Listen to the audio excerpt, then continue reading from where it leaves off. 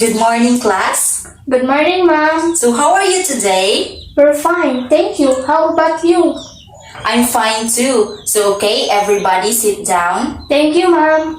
So let's have some exercises first. So I will divide the class into 3. So every group will select their group leader. Yes, Ma'am. So I have here a roll of papers. In my right hand, there are piece of paper written with your group name. And in my left hand, there are paper inside which written with your group sound or action. So okay, every leader come forward and pick a paper.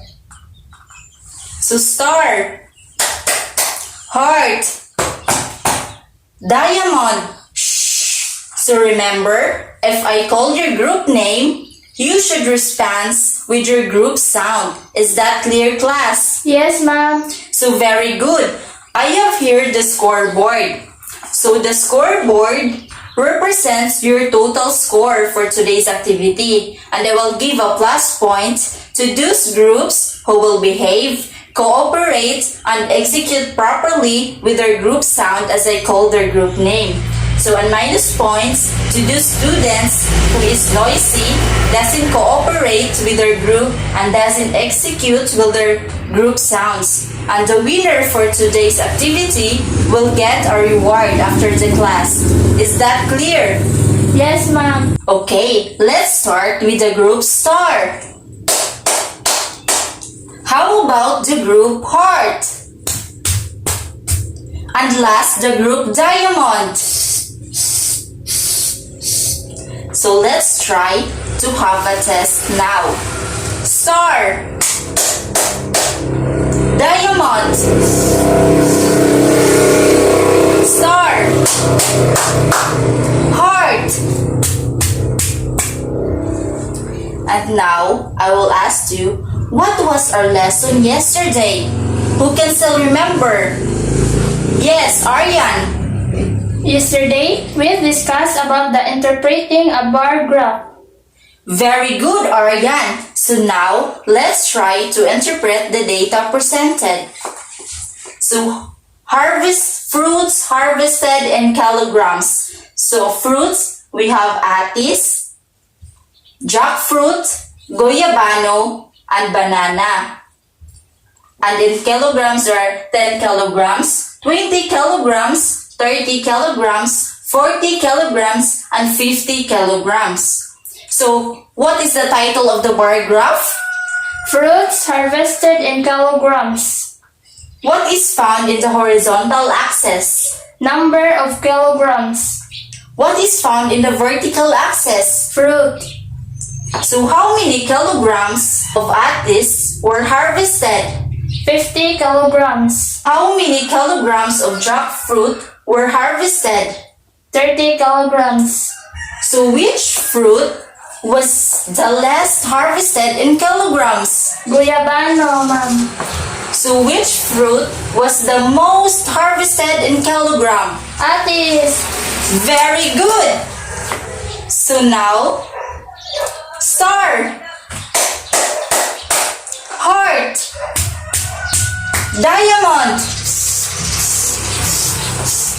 So Angel agreed for pupil have an assignment to research for the parts of the bar graph in mathematics subject. As she researched it to the Google, she encounters a problem as the picture below. So the letters of the parts of the bar graph was scrambled, and she tried to correct it.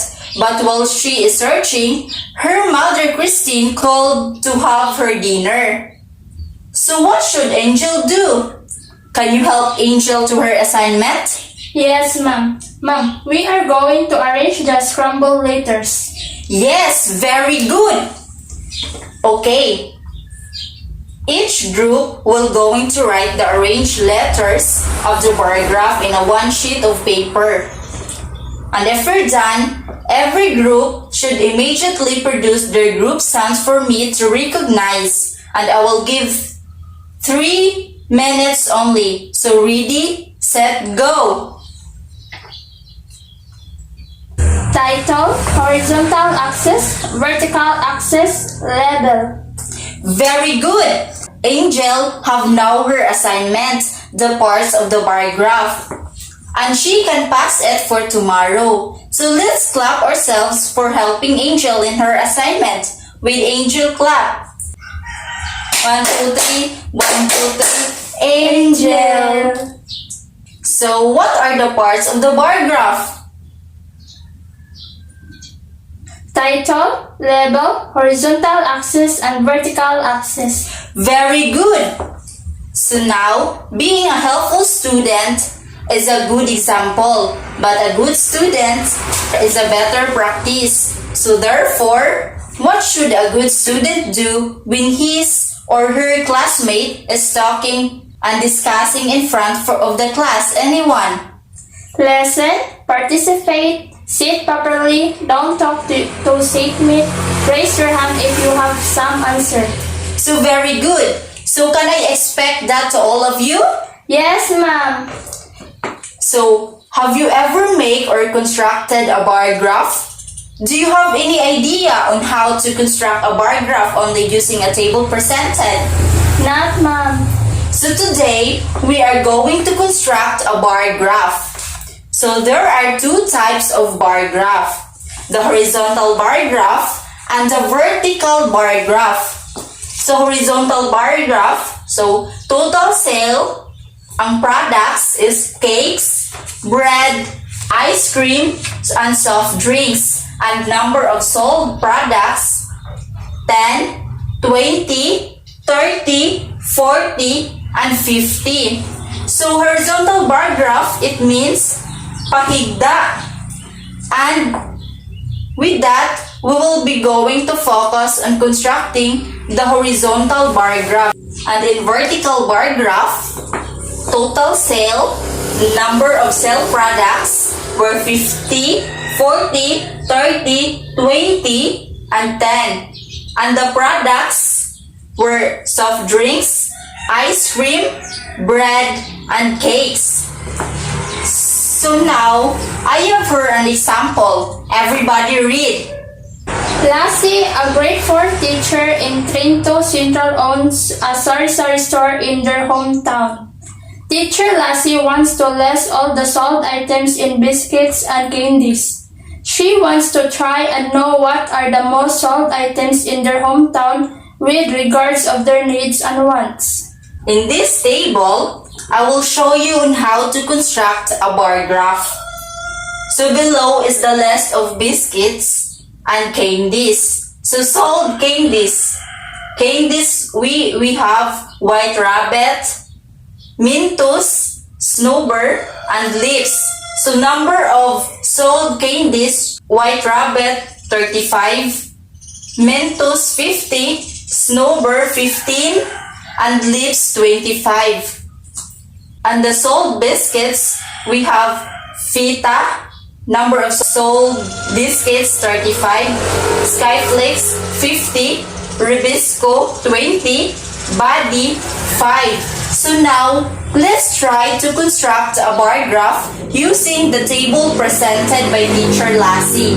So, but the question is, what are the steps on constructing a bar graph? So, here are the steps on constructing a horizontal bar graph. So, first, decide on a title for your graph. And then, the second one is label the vertical axis. So next, label the horizontal axis. And the fourth is draw the vertical and horizontal axis. And number 5, write the data and vertical axis. Number 6, write the frequency and horizontal axis. And last, draw a bar to show the total for each data. So let's just follow the steps in order for us to construct a bar graph with the table presented. So I will be the one to construct it before you, class. So listen carefully so for you to have a correct answer in your group activity. Is that clear? Yes, ma'am. So let's try to construct. So this is the bar graph that I construct. So first, sa steps, we have to decide on the title of our graph. So the title of the graph is sold candies and sold biscuits. So in the sold candies, second steps, label the vertical axis. So labelan nimo ang vertical axis. So di ang pabarug. And next, label the horizontal axis. Horizontal means ang pahigda niya. So next, on the steps, draw the vertical and horizontal axis. So gidrawing na nimo ang horizontal and vertical axis. And now you have to write the data in vertical axis. So vertical mo na to ang solid cane, mo na to ang white rabbit, Mintus, snowbird, and leaves. And then you have to write the data, write the frequency in horizontal axis. So horizontal mo to siya ang 10, 20, 30, 40, and 50. And then, draw a bar to show the total for each data. So, i-drawing na nimo para makita nimo ang total sa data. So let's just follow the steps in order for us to construct a bar graph. So, mauna ni siya, gi-follow ito ang steps and na-construct. So, next we have the sold biscuits. Biscuits. Fita, Skyflex, Rubisco, Buddy. Number of sold biscuits, 35, 50, 25. So very good. So okay, let's have now the groupings. Heart, star,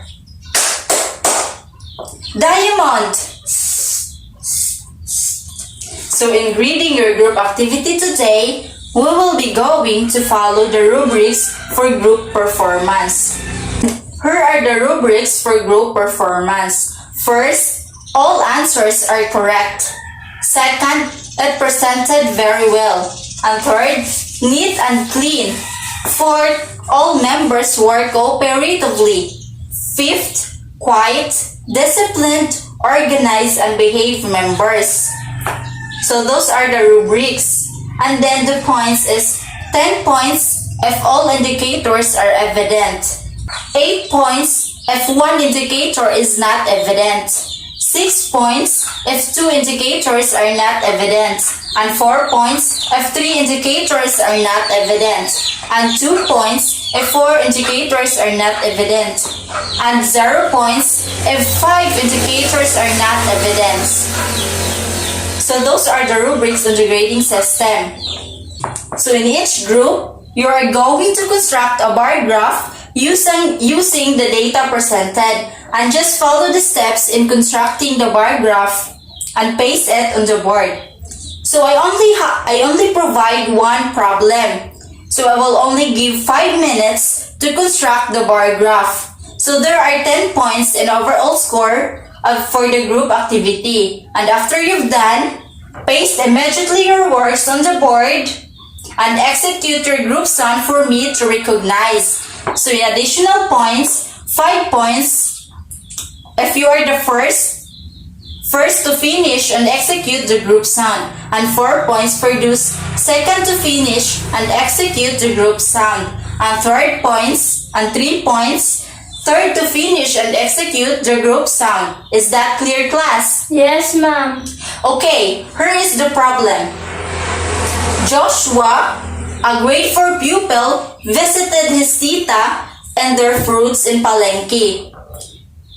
So out of his curiosity, Joshua get his pen and list all the fruits that sold in the morning. So below is the list of Joshua in his notebook.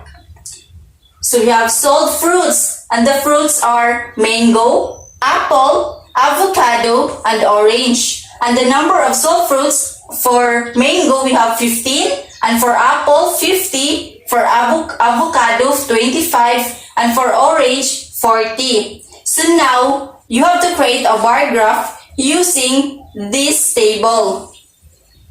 So start.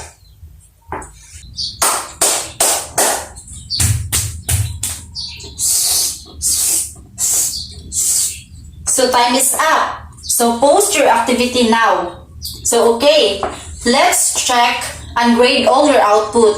For group heart, got a 15 points. And for group star, also get the 14 points. And for group diamond, have a little mistake and have a score of 13 points. And for that, let's give ourselves a nice clap. So everybody stand up. So 1, 2, 3, nice, nice, nice. 1, 2, 3, nice, nice, nice, nice. So now, how did you find the activity class? It is enjoyable. It is interesting. So what did your group mates do for you to finish your group activity well? We help and cooperate each other, ma'am. So very good. So what are the parts of the bar graph? Title, label, vertical axis, and horizontal axis. So in constructing a bar graph, there are 7 steps that we have followed. So what are those? Anyone? Decide on a title for your graph. Number 2, label the vertical axis. Number 3, label the horizontal axis. Number 4, draw the vertical and horizontal axis. Number 5, write the data in vertical axis. Number 6, write the frequency in horizontal axis. Number 7, draw a bar to show the total for each data. So very good. And with that, I will give a 5 points in each group. So since you already know how to construct a bar graph, I have prepared an activity. Now everybody gets a ball pen. So construct a bar graph using the data in each table. So sports, we have basketball, volleyball, badminton, and table tennis. So number of pupils, 16, 12, 18, 8. Okay, start. Are you done? Yes, ma'am. So very good. And now, I have an assignment. So, analyze the table below, then construct a bar graph following the steps. So do it in your notebook. So get your notebook and ballpen class. Copy it. So and that's all for our lesson for today. So thank you for listening, class. Goodbye. Goodbye, ma'am.